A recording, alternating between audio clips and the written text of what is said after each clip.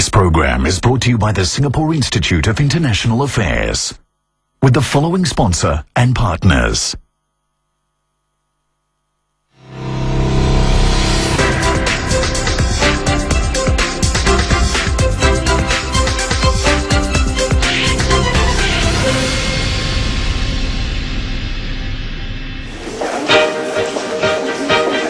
It promised a slate of eminent speakers and a vibrant exchange of views, and it delivered. The 5th ASEAN and Asia Forum gave top officials, experts and business leaders insights into the political, economic and other issues facing the region. Themed Connecting the Region, Overcoming Challenges, Seizing Opportunities, the forum was organized by the Singapore Institute of International Affairs. Emeritus Senior Minister TONG graced the event and delivered the keynote address. We need to redouble efforts to ensure that ASEAN becomes a highly integrated and competitive region that is firmly plugged into the world economy by 2015, 8 to 12%. Mr. Goh also shared his views on the impasse of the 45th ASEAN Ministerial Meeting held in July 2012. The ministers failed to achieve consensus on a joint statement due to differing views on the South China Sea.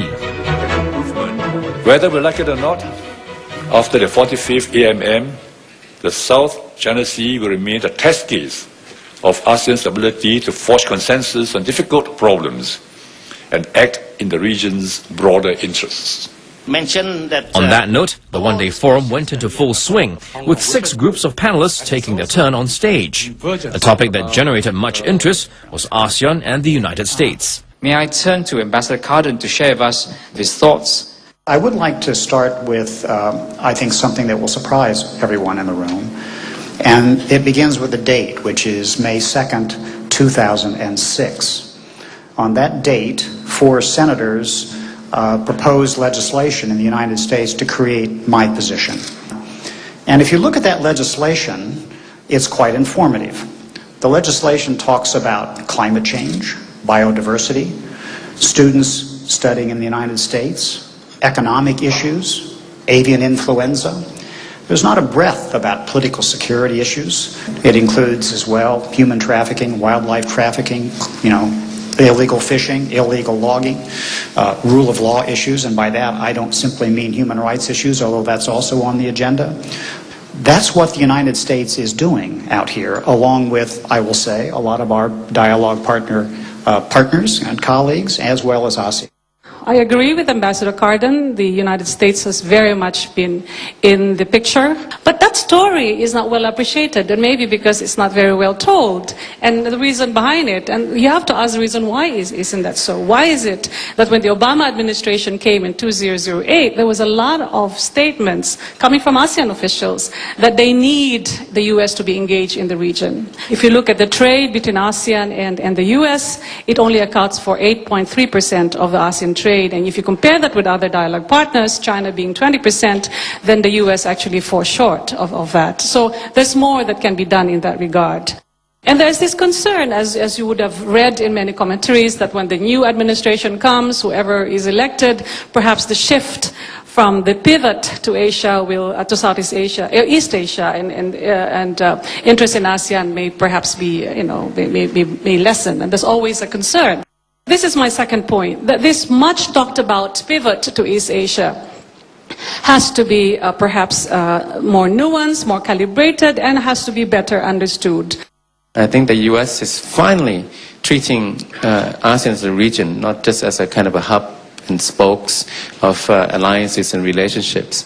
At a time when, it's ironic, at a time when the region is perhaps less coherent as a region as in the past. Now, Thailand, Cambodia have a conflict, in the South China Sea. There are different positions among ASEAN member states, so they really have to put a stop to it in the coming months and close ranks, regain its footing, ASEAN, in order to follow through with the objectives of the ASEAN Charter.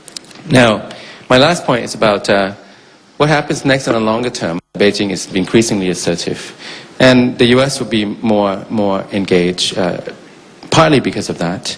And ASEAN will look to bargain, to rebalance as well. And I think we have to brace ourselves for more tension. If I could ask a first question, Ambassador Melly, would you think that the US-China relationship can cause some tensions, not just between each other, but amongst the ASEAN members? And could this lead to a kind of invidious choice question, whether each ASEAN member prefers America or prefers China? The reality is, as the President's National Export Initiative indicates, that the United States, which does not have a huge, export economy, is looking for markets. Walmart is bigger than Switzerland. The market cap of Apple is half the GDP of ASEAN. These are the kinds of businesses that need markets. The reality is that China and the United States are dependent upon one another. And yet it still seems to me that the conversation always devolves to some sort of tension and conflict. There are some countries that receive more help from the US, there are some countries that receive more help from China. But should ASEAN allow themselves to be driven apart because of, great power competition? If you're talking to a businessman, they'll say, what's wrong with ASEAN-China relations? In spite of the South China Sea, the business is doing very well. In fact, we're always looking for markets, we're always inviting China in. And we're very interesting, if you ask one country whose relations with China has been very much in the news, what you would like to ask is, has that actually affected its trade with a particular country? And perhaps the answer is no. If I were China, I'd be very careful as to what has happened, because at the end of the day, it actually does not. It is not in China's interest to be seen as actually dividing ASEAN. Simon, could I just add something? It's going to sound like I've said this line before, and it's true, I have, but I oftentimes articulate it this way. Today's South China Sea is tomorrow's water problem on the mainland.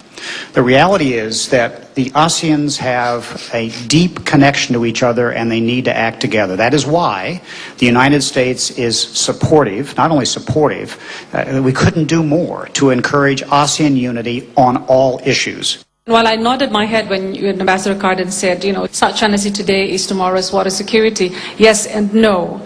Because South China Sea, if it is not managed well, could be, as many analysts would say, potential for further conflict. And especially in a time when there is transition in China. Aung San Suu Kyi is a Louis Vuitton of world leaders.